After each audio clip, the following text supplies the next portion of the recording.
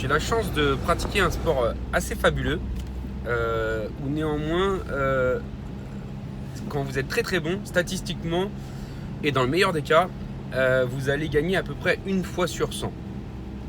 Donc autrement dit, il va très vite falloir apprendre à perdre. Et le message que je voulais communiquer, c'est juste de dire que l'échec n'existe pas. L'échec n'est juste qu'une illusion. Et c'est surtout une formidable opportunité de pouvoir mieux recommencer.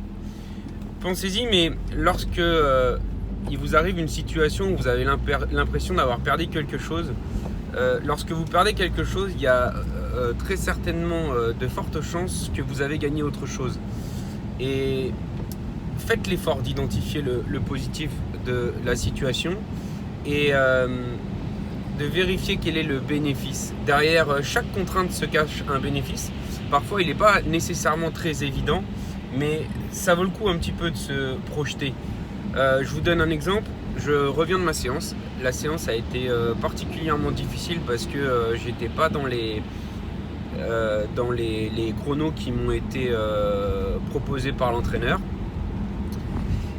Néanmoins, il a fallu que je m'adapte. Et dans ce phénomène d'adaptation, j'y trouve aussi d'autres qualités qui sont des qualités plus d'ordre psychologique et qui m'ont permis aussi d'aller vérifier que en fonction aussi de son état de forme, il était possible de s'adapter et de maintenir un niveau d'allure peut-être un tout petit peu plus faible que d'habitude, mais qui dans l'intensité ressemble avec beaucoup de similitudes à ces allures que j'aurais pu utiliser alors que j'étais en pleine forme.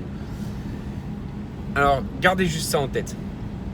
Gardez juste en tête que l'échec n'existe pas et que c'est surtout un formidable terrain pour aller vérifier comment mieux refaire.